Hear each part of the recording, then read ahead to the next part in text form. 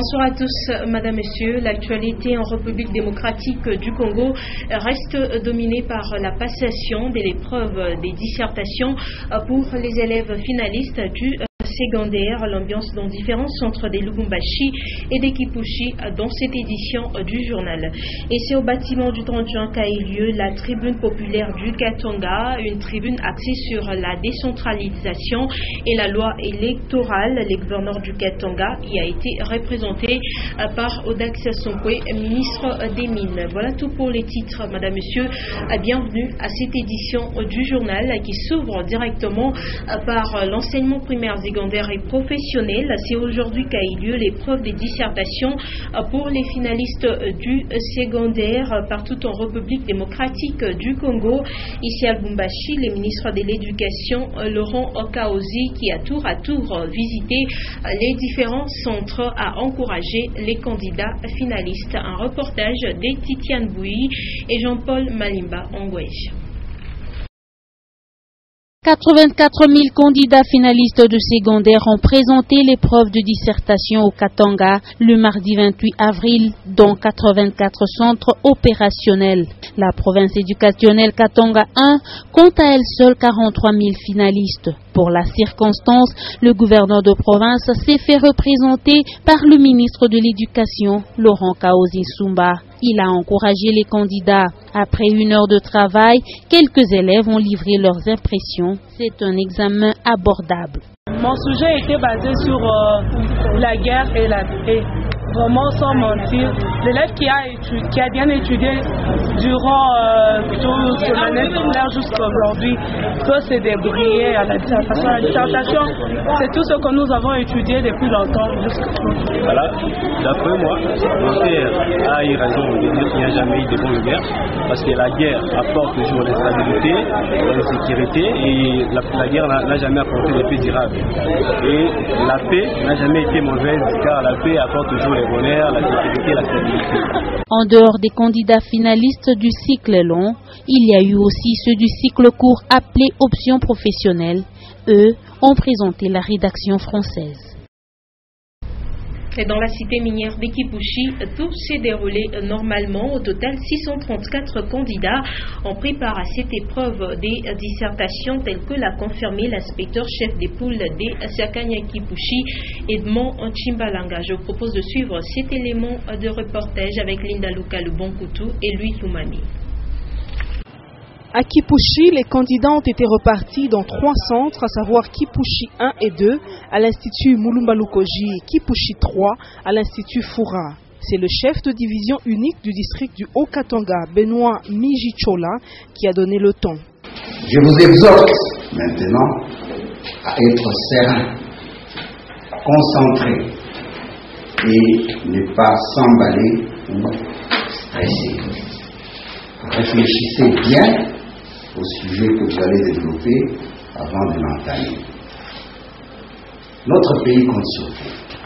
Les finalistes ont opéré leur choix sur l'un des 7 sujets proposés. On m'a demandé de tirer une leçon par rapport à l'histoire. Le sujet était il y a ni de bonnes guerres ni de mauvaises paix. Donc c'était un sujet facile pour moi. On a terminé maintenant l'examen, on vient de le terminer, donc on a trouvé les sujets très faciles.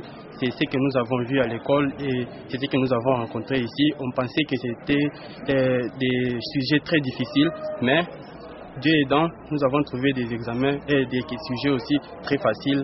Il convient de signaler que c'est déjà à partir du mercredi que les élèves du cycle court vont passer leurs épreuves traditionnelles, tandis que ceux du cycle long vont commencer les épreuves de français oral le samedi 2 mai 2015.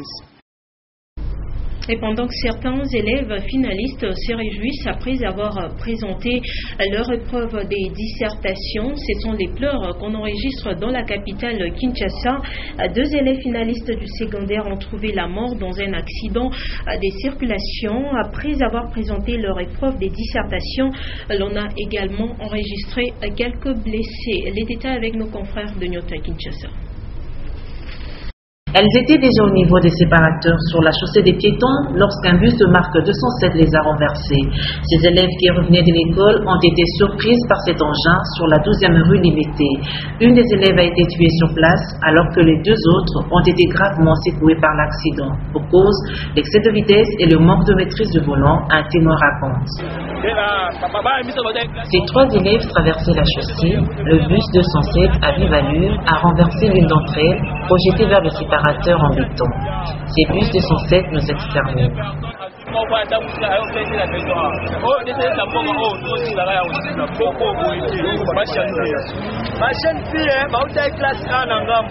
Ces jeunes filles étaient sur la chaussée des piétons vers le séparateur. Le bus 207 a tamponné l'une d'elles. Le chauffeur s'est enfui, mais les motards l'ont rattrapé.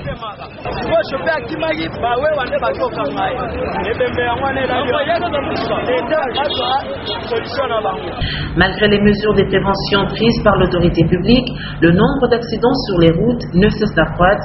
Une vigilance extrême et donc des rigueurs pour les piétons et une conscientisation des usagers de la route est un remède pour éviter pareil forfait.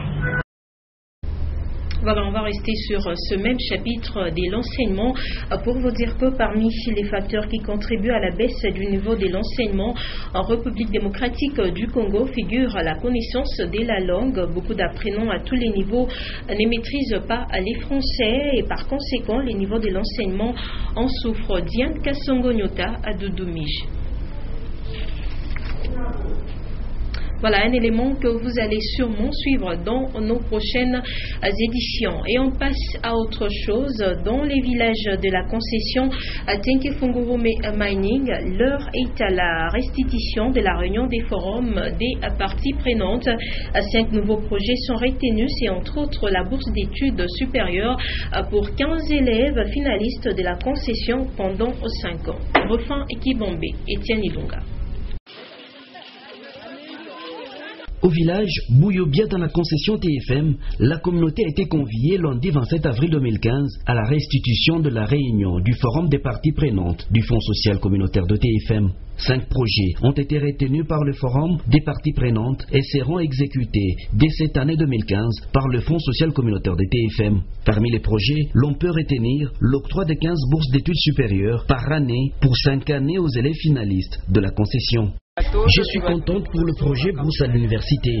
Nos enfants vont beaucoup apprendre et nous aider dans l'avenir. Un autre projet est celui d'autonomisation de femmes et jeunes filles. Elles seront soumises à des formations d'alphabétisation, d'économie et des finances afin qu'elles jouent un rôle important dans la communauté.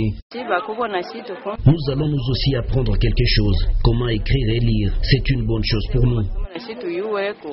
Tous ces projets qui comptent réaliser le Fonds social communautaire de TFM rencontrent le souhait de la communauté de Bouyobia. Tous les projets sont bons, de l'agriculture à l'éducation. C'est ça même le développement, dit cet homme. Ces genres de projets ont permis certains villages que nous connaissons à se développer rapidement. En mettant sur pied tous ces projets, Tenke-Fungurume Mining, via le Fonds social communautaire de TFM, jette une base solide pour un développement durable de sa concession. C'est dans une ambiance bon enfant que s'est clôturée la manifestation. Et on revient sur cet élément en rapport avec l'enseignement. Toujours, je disais que parmi les facteurs qui contribuent à la baisse du niveau de l'enseignement en République démocratique du Congo figure notamment la connaissance de la langue. Beaucoup d'apprenants à tous les niveaux ne maîtrisent pas les français et par conséquent, les niveaux de l'enseignement en souffrent. Diane Kassongo-Nyota à Doudoumige pour les détails. En République démocratique du Congo, dans l'enseignement, la langue est un outil indispensable pour une bonne transmission et compréhension de la matière. La langue même de transmission pose de très sérieux problèmes. Comment voulez-vous un enfant qui parle, par exemple, qui raisonne, qui parle swahili, et sa langue de transmission de connaissances, c'est le français. Le premier facteur à la base de la baisse du niveau des enfants au Congo, c'est l'absence du programme de l'enseignement. Le Congo n'a pas un programme authentique propre au Congo pour former les enfants congolais capables de batailler de manière concurrentielle avec les enfants des autres pays. Les apprenants qui ne maîtrisent pas la langue de l'enseignement éprouvent beaucoup de difficultés. Dès le premier moment, quand je l'ai mis à l'école, l'enfant me revient avec beaucoup de mots en swahili. Alors je me demande, elle apprend en quelle langue? Et ses collègues qui lui font parler en swahili ou bien c'est la maîtresse, ça c'est la question que je me pose. À ces facteurs, il faut ajouter le manque d'un personnel qualifié, le maigre salaire et les mauvaises conditions de travail. Autre actualité, les ministres provinciaux des Mines, Audax Sompoué, a représenté les gouverneurs de la province du Katanga, Moïse Katumbi Chapoué, à la tribune populaire du Katanga sur la décentralisation et la loi électorale. C'est l'Institut républicain international en collaboration avec les réseaux congolais des personnels parlementaires de l'Assemblée qui a organisé ces assises. Diane Kassongonyota, recherche Chimba. Cette tribune populaire vise à renforcer la communication et le partage d'informations entre les gouvernants et les gouvernés sur des questions d'actualité en rapport avec la décentralisation et les élections à venir en République démocratique du Congo. Le représentant du chef de l'exécutif provincial, le ministre Audax Sompoué, a émis le vœu de voir cette rencontre produire des bons fruits. L'autorité provinciale, que j'ai l'insigne honneur de représenter, considère cette démarche comme étant noble, parce qu'en effet, la présente tribune populaire est susceptible de chasser la sous-information, de dissiper le malentendu ou tout simplement l'ignorance, qui sont souvent à la base des attitudes négatives des uns et des autres. Pour la directrice de l'Institut républicain international, cette tribune est aussi un cadre d'échange des diverses questions afin de permettre à chacun de participer à la bonne gouvernance de la communauté et du pays. Signalant que plusieurs personnes ont pris part à cette rencontre, c'est entre autres les députés nationaux, provinciaux et les membres de la société civile. Et puis sachez que les accidents du travail et les maladies professionnelles continuent à augmenter. Selon les codes du travail, les entreprises doivent protéger et prendre en charge des cas d'accidents professionnels, mais trop souvent, il n'en est pas à question. Titiane Bouy nous en parle. De nos jours, les maladies professionnelles seraient le plus grand danger auquel sont exposés les travailleurs. Aussi, la législation prévoit-elle un code de sécurité? L'objectif est de garantir les travailleurs face aux risques qu'ils encourent. Les employeurs sont censés les protéger dès la sortie de leur demeure respective, durant le trajet et sur le lieu du travail. Cependant, selon cette victime, les employeurs ne s'acquittent pas toujours de leurs devoirs. Je voyais très bien, je n'avais pas de problème avec les yeux. Vu le volume énorme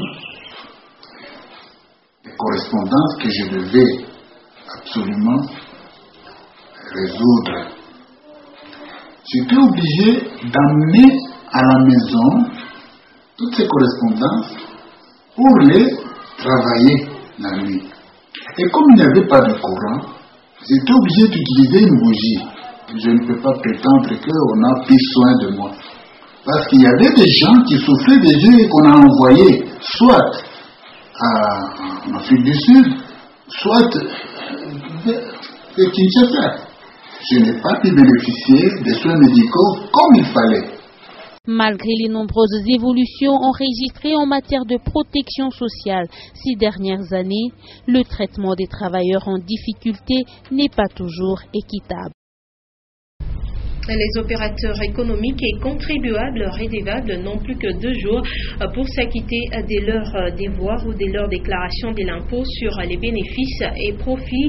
Dépassé les 30 avril 2015 à 18h, les contribuables seront soumis aux amendes ou des taxations d'office assorties des pénalités fiscales. Je vous propose de suivre à cet effet les directeurs de la DGI, JR Nkoy Moussi, qui en parlent au micro des consulats Kandja et Richard Chimba.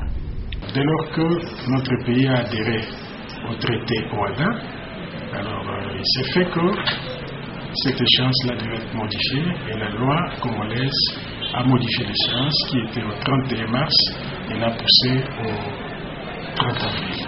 Ce que nous attendons des opérateurs économiques à la fin de ces mois d'avril, c'est qu'ils déposent d'abord leur déclaration. sur le bénéfice. Déclaration de l'impôt sur le bénéfice. Payer l'impôt est un devoir civique. Nous invitons donc tout un chacun qui réalise des activités économiques sujettes à l'impôt sur le bénéfice de venir remplir son devoir civique. Le pays doit être construit et chacun est appelé à participer à la construction du pays. Le deuxième message, c'est par rapport au délai de paiement ou au délai de dépôt de déclaration. La date limite, c'est le 30. Mais nous invitons tous les contribuables à venir remplir ces devoirs-là à temps. Parce que lorsque vous attendez les derniers jours, vous risquez justement de dépasser les délais et de subir des pénalités que vous aurez dû éviter si vous faites en sorte que vous payez et déposez vos déclarations à temps. La République sud-africaine a commémoré son 21e anniversaire depuis l'instauration de la démocratie dans ce pays. À Lubumbashi, c'est la salle Kalbwe Lodge qui a abrité la manifestation commémorative hier lundi 27 avril 2015. Les récents événements xénophobes enregistrés en Afrique du Sud ont constitué l'essentiel de l'adresse du consul sud-africain à Lubumbashi. Augustin Célestin Muganda. La fête nationale de liberté de la République sud-africaine commémorée à Lubumbashi a été un moment de rapprochement entre le peuple sud-africain vivant à Lubumbashi et la communauté congolaise.